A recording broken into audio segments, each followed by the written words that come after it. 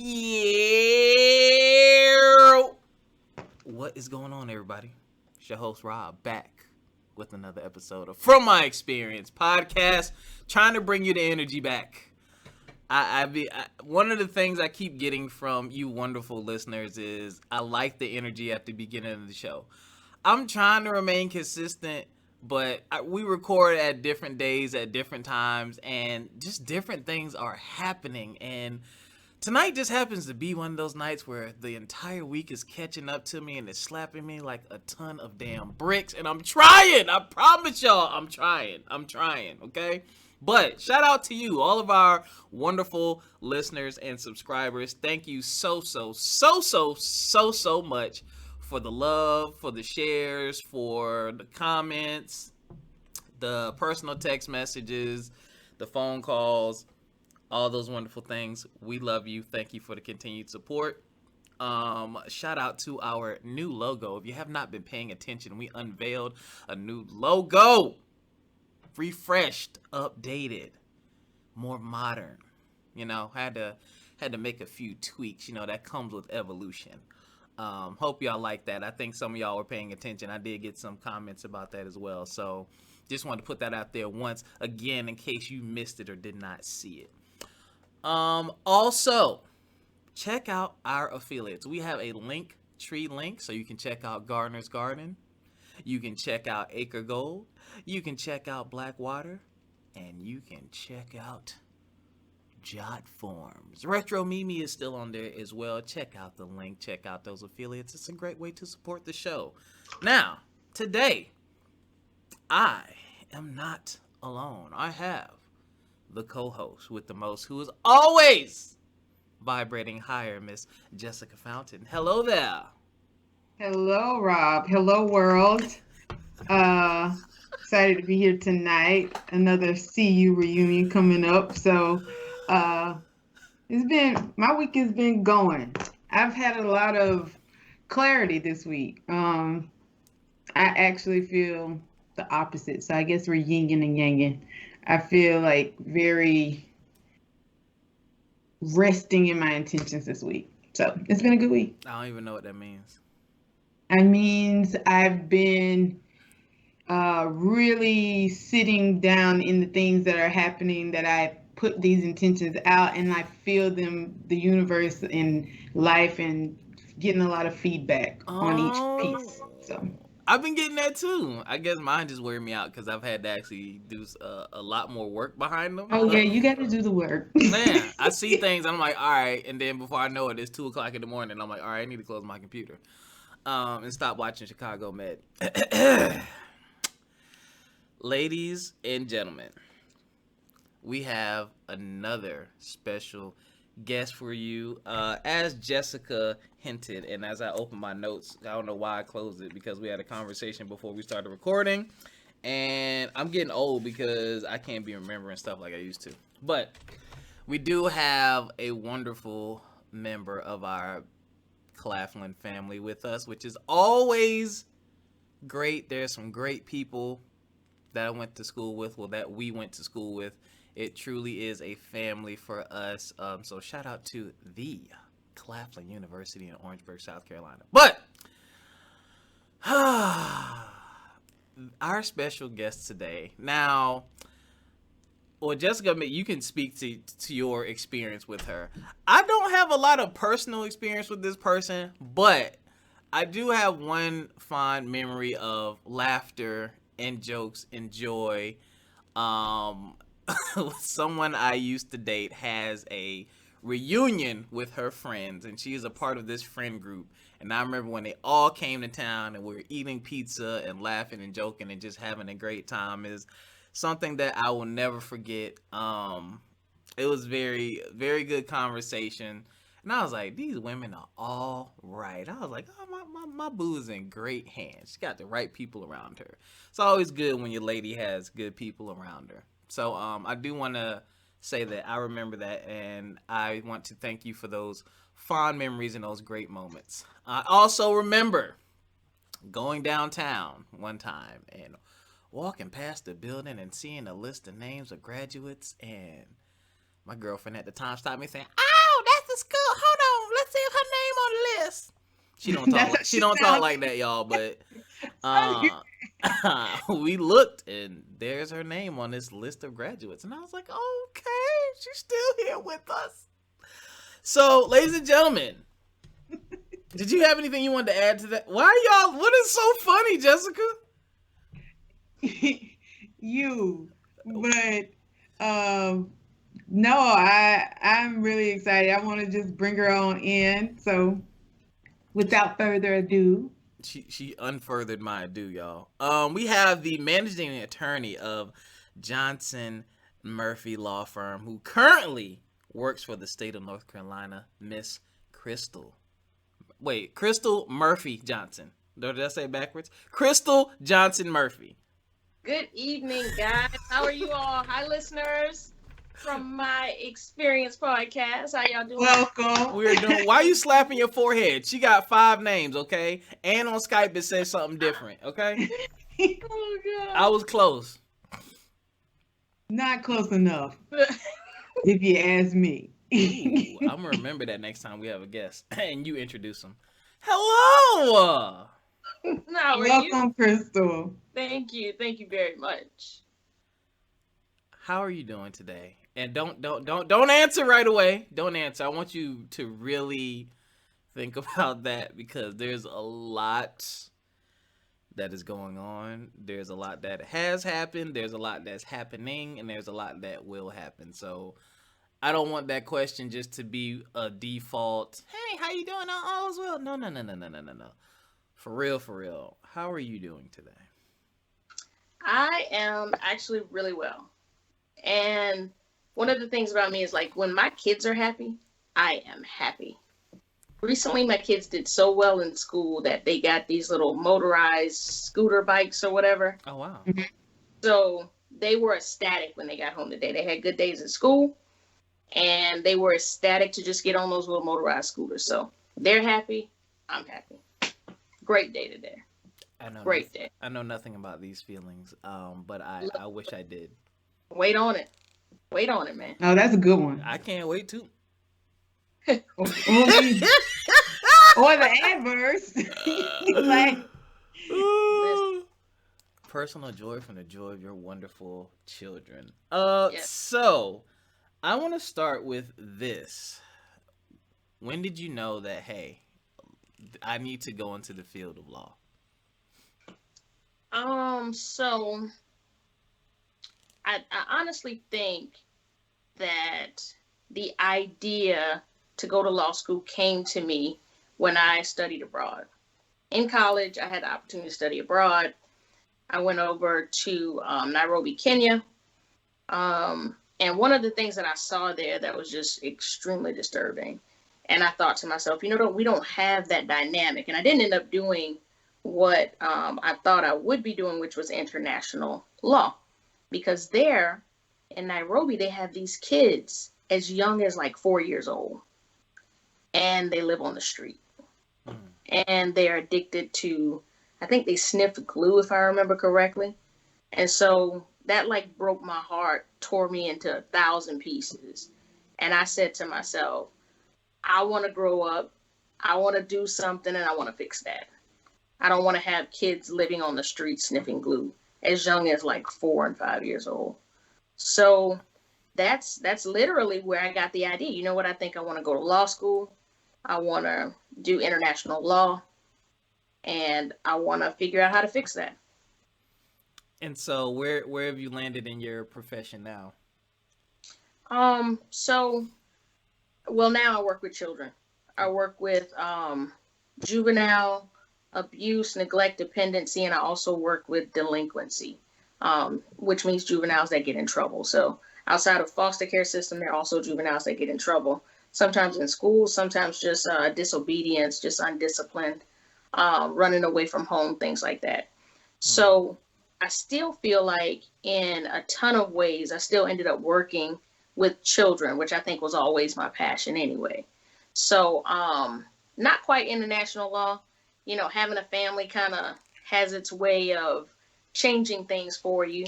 But I can't even say that I got rerouted so far from what my intention were, which was just to be involved with children. So, Krystal, with you dealing a lot on the domestic side and you having mainly troubled, uh, emotionally disturbed kids, we talk a lot about mental health and, just becoming whole. How do you, I guess, encourage trust or reestablishing a different type of relationship with these children coming from such troubled circumstances or circumstances that may not necessarily mean that they're not coming from a good home but they're not receiving it. They're not performing or showing up to school. They're not encouraged, I guess. How do you change that perspective? Well, what I will say is there are tons of services for these, youth that find themselves in these precarious situations. And I'm grateful to also be working with, it's a program called North Carolina Next. And Okay. we are working on getting a grant from the state of North Carolina to begin some like outreach and funding to places where they try to ameliorate some of those situations that lead to runaways, that lead to disturbances in schools and things like that. So I don't even know if I'm in a position to gain the children's trust because that's not necessarily my job. They have like Gotcha. court counselors and they work with social workers and things like that. So you represent them within the system. Well, I represent the state mostly. So I work Gotcha. for the state. Yeah. Gotcha. So so that's not necessarily my position to kind of create that level of trust between them. But we have amazing social workers, we have amazing court counselors, we have amazing people that work with like community service to foster those relationships with them to help them better themselves and get on the right track. So Gotcha. you're like a problem solver, sort of. Yeah, so to speak. Absolutely. I work with such on a day-to-day basis. Okay. Are there any, I mean, nothing's perfect, but what are some of the things that you see that you wish were done better or done differently? One of my biggest gripes with the system, I think, is in the foster care system. And that's with like within like juvenile abuse and neglect. So of course you know that anytime that a report is made to DSS and there's like some type of abuse, neglect, or dependency by a parent against a child, the children are often put into foster care. And oftentimes we see parents come in with drug abuse problems. And so often, like the statute literally only allows this parent within, some wiggle room, about a year to get it together. And then after that, the state can actually file to terminate those parents' rights.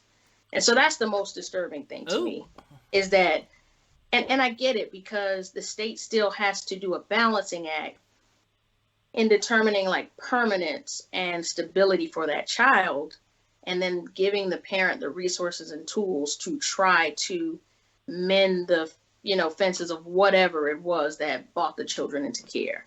And so that's the toughest thing to see is people dealing with drug addiction. I mean, I don't know if you guys know anyone who's ever had a drug problem, but it's not like something you can switch off. It's not like you just say, okay, I love my children. I don't want to do this anymore because it may not have them.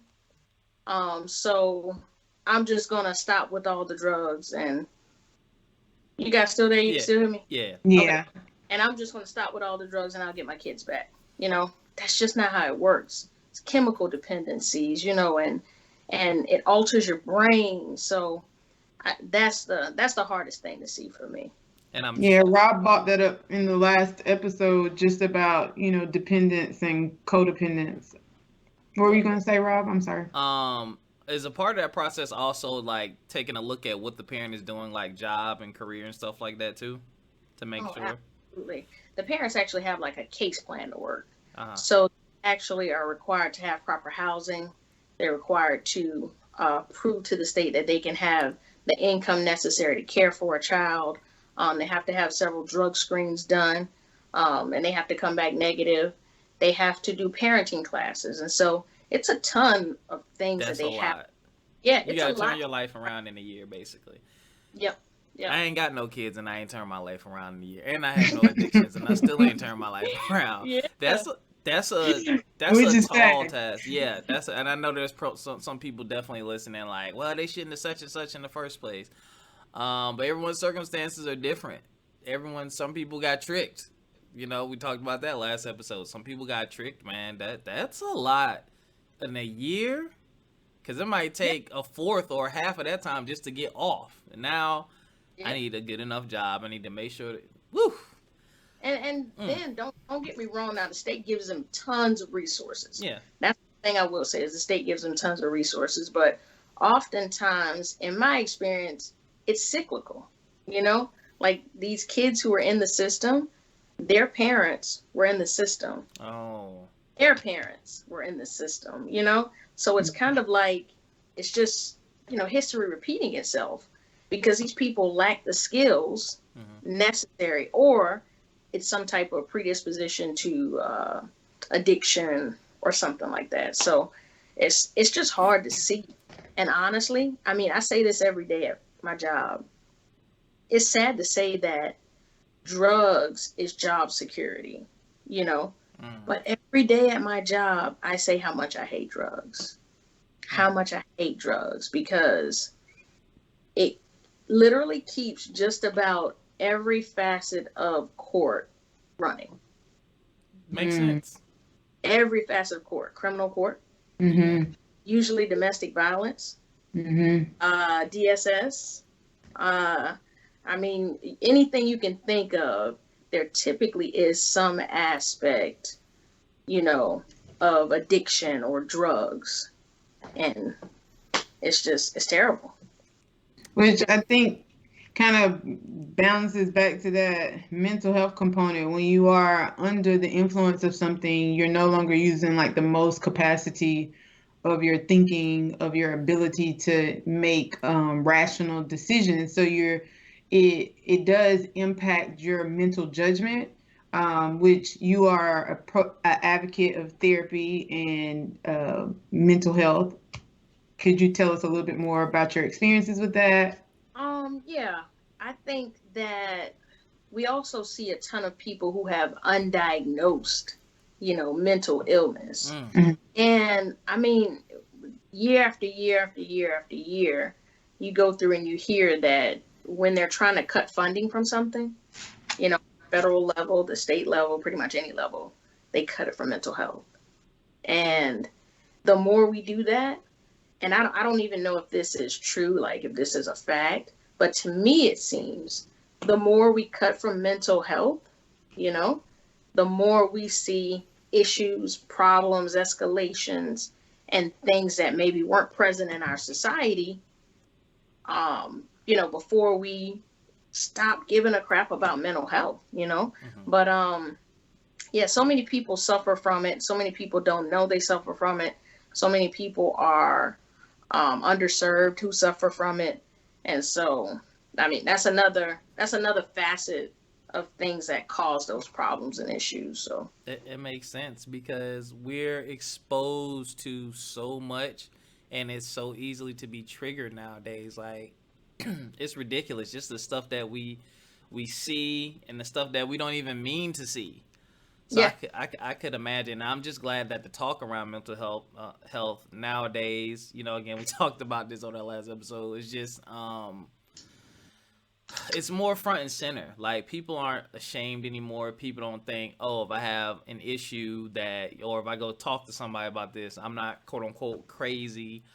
I think that definitely helps. Now, I do want to give you a personal thank you for the services that you provide, because me being in education, I see the other side that most people don't see, which is from the kids' perspective. I see the impact and the effects that it has on kids. So I'll ask you this question, you being a parent. What are some good preventative measures you think? I mean, obviously not getting yourself into certain situations, but what are some like key preventative measures that you think someone should take, or even precautionary things like before? Because I know you've probably been stressed as a parent. I don't think you've probably done anything extreme, but I know you've probably had some days where you're like, let me reset, let me rebalance type deal. So what do you have to say to those parents who may be on the edge? You know what? I think what's important is to give our kids the tools to express themselves early. I think that's important. Like, we allow our children to tell us how they're feeling. You know, we allow our children to, if they don't want to hug us or kiss us or be happy with us at that moment, they don't have to be. Because I think it's important for people to sit with their feelings, to learn their feelings, learn their triggers and learn how they respond to different things. And in that way, you learn to better manage it. And that goes to parents too. And I think you start to have a unique vantage point as a parent of, man, I probably could have dealt with that differently. I probably could have handled that better, Right. So you try to be more cognizant of that and give your kids the tools. But parenting is just hard. There are no... The way the look on your face shifted. I wasn't ready. There's no manual. No. Parenting is hard, and every child is different. So it's not like, and that's the thing, like, I know why there's no manual, because the manual wouldn't work for every child. Right. So, and my kids are twins, and I have to do different things with them. Yeah. I often, on the entrepreneur side, and with you being both, correct me if I'm wrong, but I often compare entrepreneurship to that of parenting, because it still requires the same level of nurturing and like taking care of it and making sure that you are investing in it. But depending on the line of business, all of those little pieces, there's a slight twist to it. The same way with the kid, you have to address it a little bit differently. You can't just give this cookie cutter response to it. But you can elaborate. 100%. I mean, and my kids are even night and day. So, something that I do for my son might not necessarily work with my daughter. I mean, we take two different approaches. Sometimes we have to split them up, and I'll be like, husband, you got to deal with them, and I just give myself a minute. But I mean, and honestly, it's actually typically the other way around. It's usually my husband and my daughter, because they're so much alike. They're very similar in their personalities. And my son is just a spitting image of myself. He's extremely personable. He's extremely talkative. He's constantly thinking. I mean, constantly thinking. And sometimes that is exhausting. I really through him how exhausting I am as a person. Right. But it's because I'm constantly thinking, and I'm, reevaluating on a constant basis. So we often have to divide and conquer. Like you said, there are nuances to each kid. And you've got to be intentional about the way you talk to them, about the things you do with them, about the time you spend with them. And really just showing them love. So same with the business, right? Those are the same things you have to do. So I agree with that 100%. And going back, go ahead. Go ahead, ladies first. Thank you. Going back just a little bit when you were talking about just, people being able to emotionally express themselves, like kids being in a position to emotionally express themselves. I was talking about this with someone this week and came across like a video. It was some type of coaching video, but he was saying there's, scientific proof in not just reading for words, but when you read, you increase your vocabulary, which teaches you another level of how to express yourself, which the more you're able to express yourself, the less likely going back to these forms. A lot of people numb, or they in abuse, they tend to show or act out what they cannot verbally express. Or the same as when people don't know how to communicate, a process. They're like, oh, let me just show you, and so it can play out a lot of different ways. But I think that that's really a big point, which is good for adults and children, but getting them when they're young keeps them, invested by the time they get to Rob in education systems. They're inclined to want to learn more information, and they're not kind of straying these paths because they don't have anyone that sees them or hears them or listen. It's not just go to your room. It's like, well, what's going on with you today? Like, I noticed that this ain't these are the responses I'm getting from you, but this is not the response that your teacher told me today. And that seems to be a little bit, different. Tell me what was going on. And I find that kids, they are able to simplify. They feel a lot, and it comes down to these like simpler pieces, but, yeah, I think it's really important to pause on that because a lot of adults don't show their emotion, don't communicate how they're feeling. And we still going back to those cycles. You have the cycles in adult life, in your jobs, in your families, and all these other areas because you didn't learn it at the age that your children are learning it. Yeah, and I find that my kids are much more in control of themselves, Mm-hmm. and they're much more articulate. Mm-hmm. Like, instead of like throwing stuff, they say, Right. I'm very upset. And they literally. Well, are you? Tell me why. Yeah, exactly. Sometimes my response is still, I'm sorry you're upset, but buddy, it's time to go to bed. Thank you for telling mommy you were upset. And just to acknowledge that, because oftentimes we look at things from our vantage point and not from the vantage point of a child, right? So when we think that they're falling all over the floor with a tantrum and you're like, now see, it's not even that serious. That's what you're thinking. But in their world, think about it. They've never experienced death. That's terrible. Right. They've never experienced a broken arm, like those levels of pain. So to them, not being able to have that marshmallow when they wanted it, It's like, my God. Exactly. It ain't that serious. Get up. No, it is. It is that serious. Because too, if you think about it, like even from the time kids are born, they cry and they get whatever it is dealt with that's bothering them, Right. And so they're constantly, they're used to being pacified for whatever it is that they want, feel, or need. Right. Get up. So when they get bigger, they're dealing with how difficult it is not to always get the things that they want and need. And so we have to be more, cognizant that this is a big deal in their world. And you got to be grateful that's a big deal in their world. Because you have kids out there that are going through experiencing death, close to experiencing broken arms because of abuse or what have you.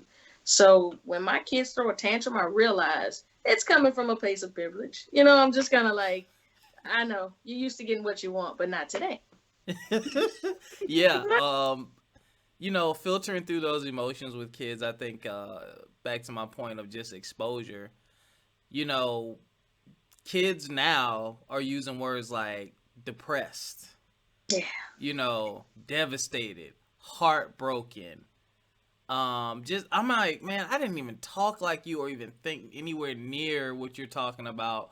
I was so happy as a kid, but when I think about, again, what they're exposed to, they see a lot more real world stuff than I ever did. My world was going outside with my friends and cartoons. Like, there was no social media for me to see what's going on with the police and protests and, a jerk-off former president. There's just so many things that they see, and it's like, back to your point of just letting them express themselves, like, parents these days have a much different role. It's like, you got to help your kid filter through these and let them also remind them that feelings are temporary. One day you can be on top of the world and everything's perfect. The next day you can be sad.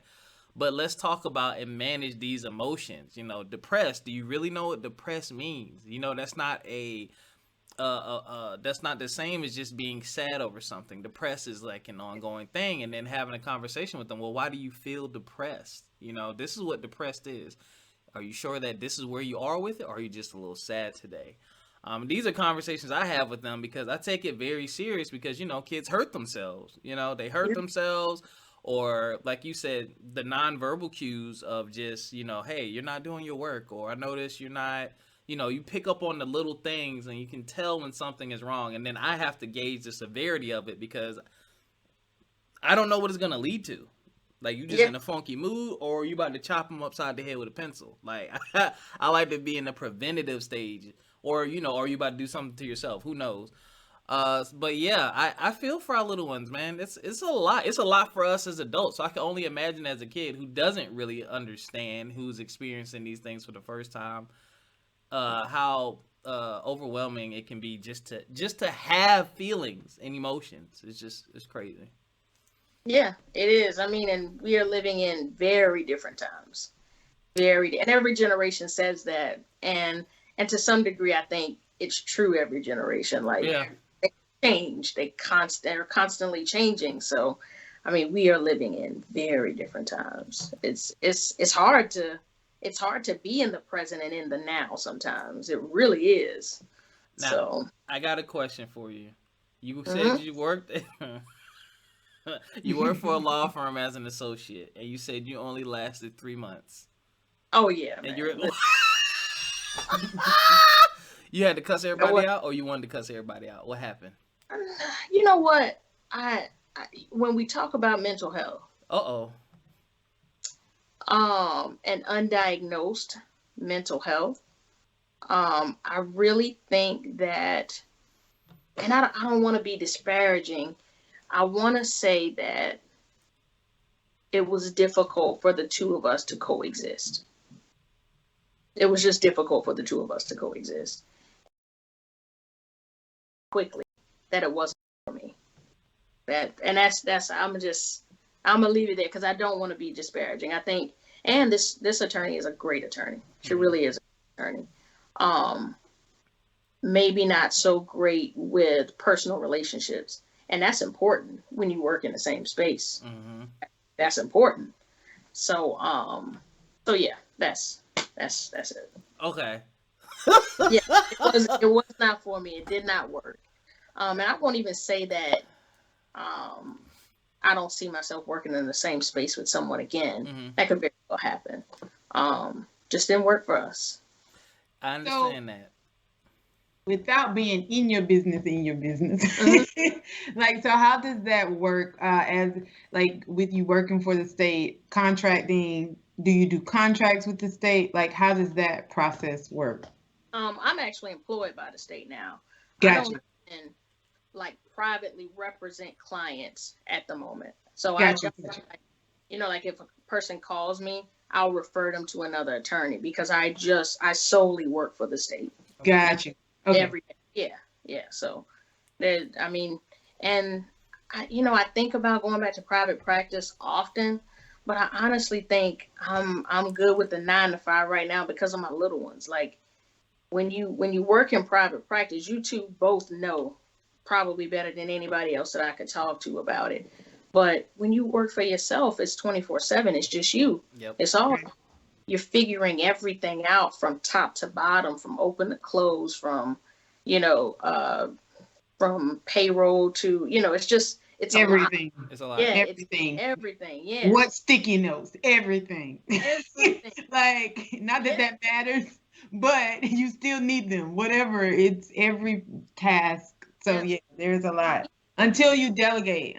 And even when you delegate, you got to follow up. Right. You still have to create the path. You still have to be strategizing. What does that look like before you hand it over? You can't just like dump it. So yeah, there's a lot of pieces. And so too, when we decided we wanted to have children, we kind of just said, you know what, it might be better to get back in a 9 to 5 sort of deal, And so that's where I find myself. Good. Making those adaptations and adjustments for the family is always great. And thank you for shedding light on that, because I know there's some career shaming going on I see, people trying to make people with 9 to 5s feel like trash because they don't work for Oh, themselves. But I'm like, that ain't for everybody, and that's not for every situation at the time. So stop shaming people for what they decide to do with their life. yeah, and I mean, not only that, but there's a time and a season for everything. Mm-hmm. You know, Right. and you've got to know for yourself what's best for you. You know, Right. And I each, go yeah, ahead. it's different for everybody, but I know that I'm heavily invested in my kids, heavily. And honestly, what's most important to me is my legacy being them. So it's at times almost where I find my motivation for just about everything. It's just my kids. And so for me, if I were to use my energies and split it between two places, they wouldn't be getting as much of me as I can give them if I didn't have to split it. I already have to go to work for 8 hours a day, you Yeah. know? And to me, that's a lot. That's a lot of time away. And, you know, I just wasn't in a position to do it for 16, 17, Yeah. Right. 18 hours a day. I didn't want that for myself or for them. So That is a lot. I'm gonna shift gears and ask you something a bit more personal here. So I want you to mhm. take a deep breath. I'm ready. I'm ready. um, we have a lot going on in the news and the media with just black people being under attack. I just want to focus on black people right now. Um, and these police killings.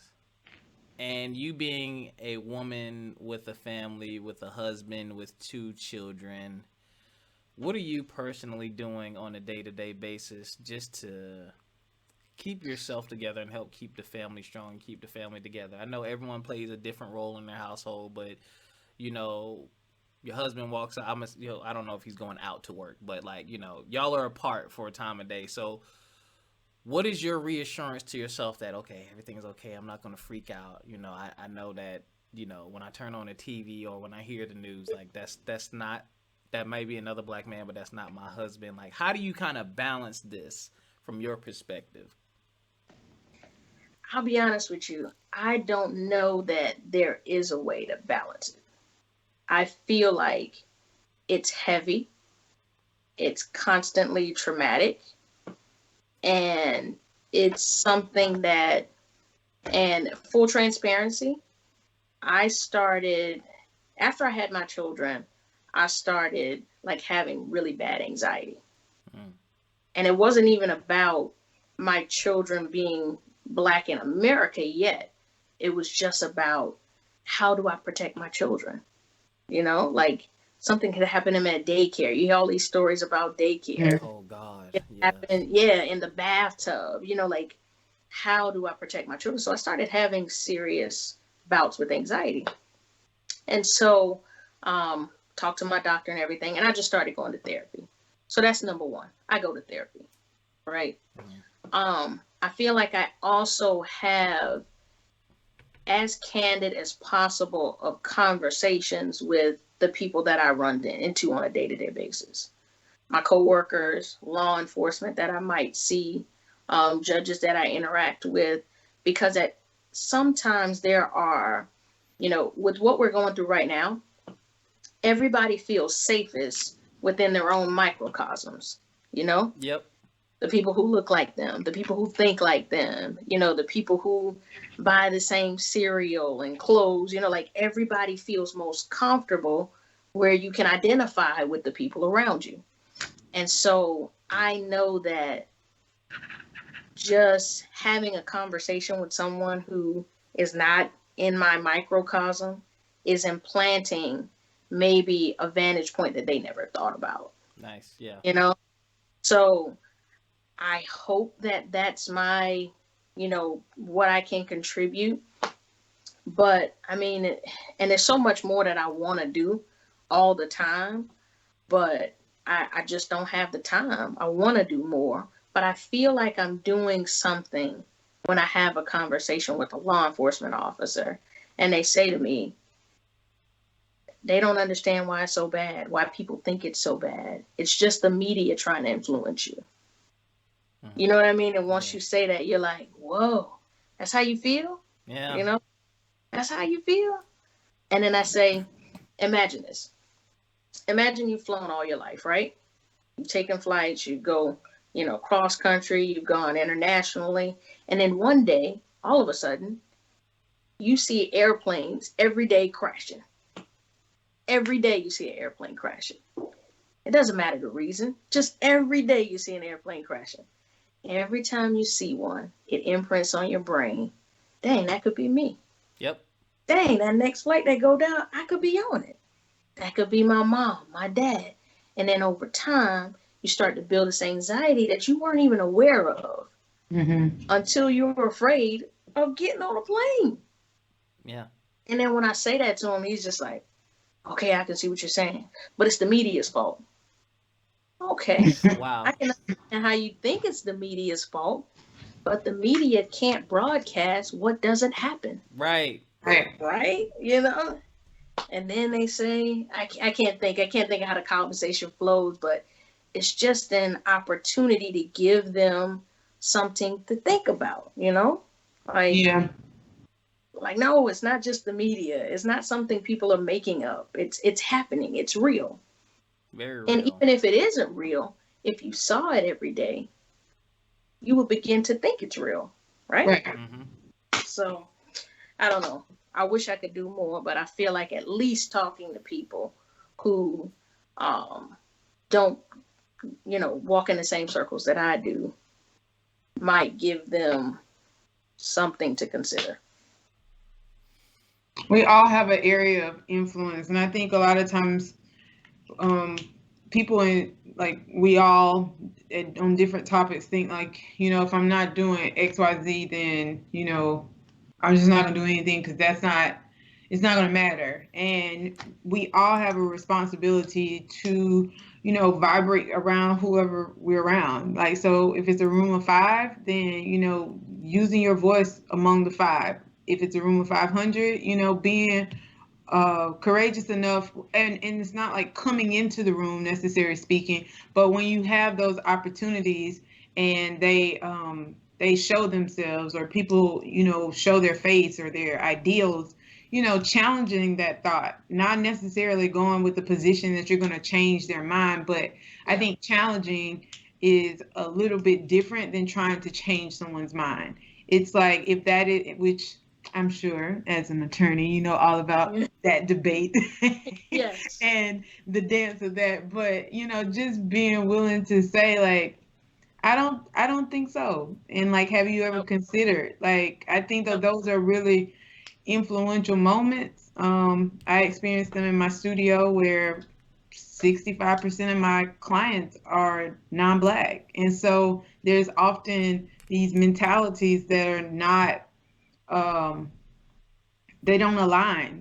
I know that they don't align with the Black community just in general, not necessarily every single Black person, but overall, no, that's not real. Like, that's a figment. That's something that's been perpetuated, or looking at it from these cases. I mean, some of the cases, it's like you want ideal victim, or ideal like, well, he had this, well, she had this, and it's like, it doesn't matter when you have Ruth murder a church full of people and walk out okay.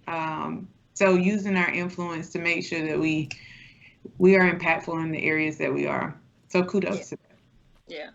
I know one deputy that I talked to, and we talk about all of them. Like, he gave me something to think about when talking about the Philando Castile shooting.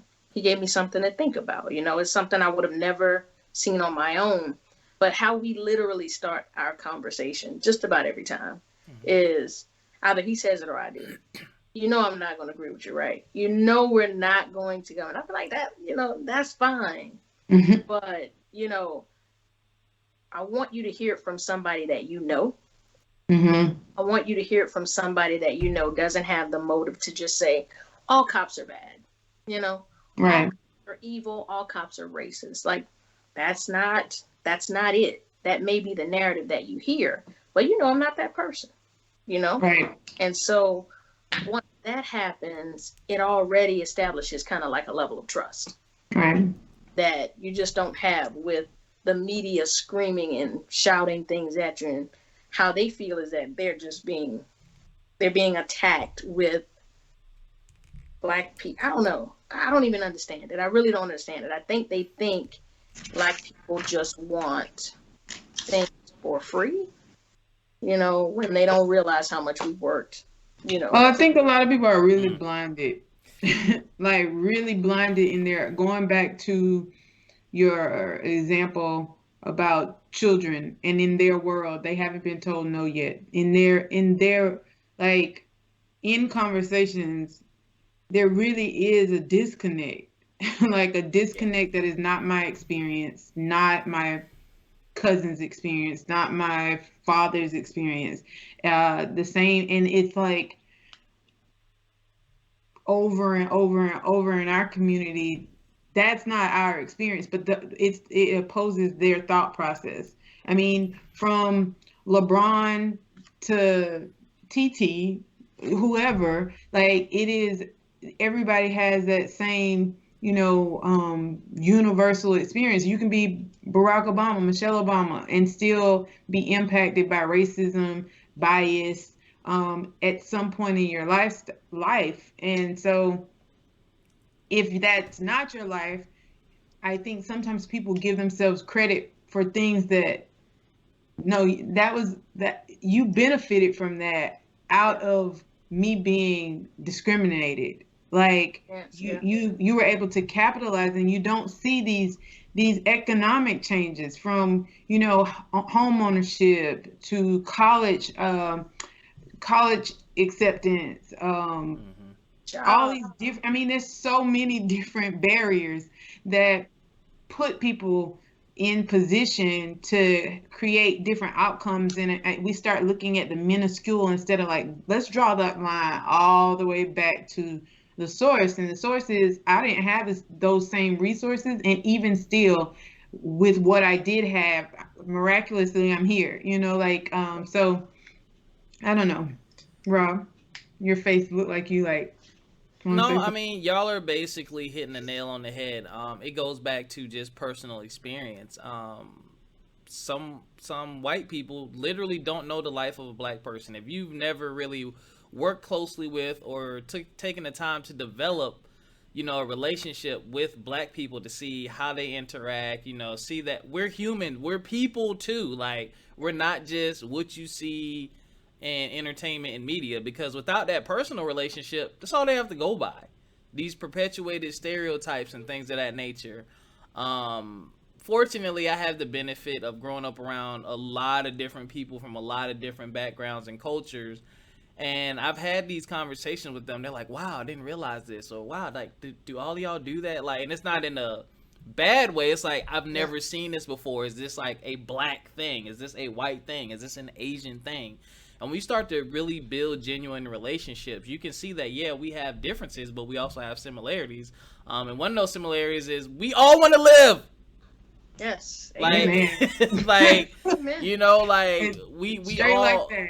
Yeah, like, we all have bad days. Like, but it's like, for you to just see the color of my skin and your entire disposition change towards me before I even speak a word is fucked up. Like, it's fucked up. It's like, I don't stand a chance, regardless of where my life was, where my life is, and the things I've contributed to the world. It doesn't matter, because when you see my skin, you got a problem already. Like, I can't even emphasize how that feels. Like, I've gotten looks from police officers. I've been pulled over, and I've seen the look on their face like them expecting some BS. And it's like, no, I'm straight, bro. Like, all right, cool, ticket. All right, yeah, see you in court. Get this reduced, whatever. Like, everybody is not a threat to you and a threat to your life. But we can talk about that all night. I'm gonna put a pin in it right there. I don't have any more questions for you, Krystal. Jessica? No, I don't either. Krystal, it was great seeing you, catching up. Thank you for stopping by. Yes, thanks for having me, man. I'm honored that you guys think I'm interesting enough to have a conversation with. So You are. Thanks for K having to the J. Oh my One God. time I had to do it. No, I appreciate it. That makes me feel more familiar. So Yeah. I love it. Do you have any final you have a closing argument? No, look, no, Okay. no. That was a good one, Rob. That Okay. was so silly. That's so silly to me. I've been telling bad jokes all week. Let me tell you. My But kids that are was like a done. funny, good, bad one. That was terrible. Well, ladies and gentlemen, thank you. Well, first of all, Krystal, thank you again for joining us and sharing your experience here on From My Experience podcast. Uh, I love it. I thank love you. it. Thank you once again. And thank you all, ladies and gentlemen, for continuing to listen and support. You know you can follow, like, subscribe, comment, all those beautiful things. We are on Instagram, FME_podcast. Don't forget about our Facebook group, From My Experience Podcast, and our Facebook page. Guess what? From My Experience Podcast. And you can follow me personally on Instaham. It is complete, spelled with a K, _vision. Jessica, where can they find you? You can find me on Instagram as well at exposure, spelled EXPOZHER, as well as jessicarenee.com, which I launched the site this week. So it's a soft launch. You can check that out. Well, there you go, ladies and gentlemen. Until next time, take care of yourselves physically, mentally, financially, And spiritually. and we'll see y'all next time. Peace! Bye, guys. Peace.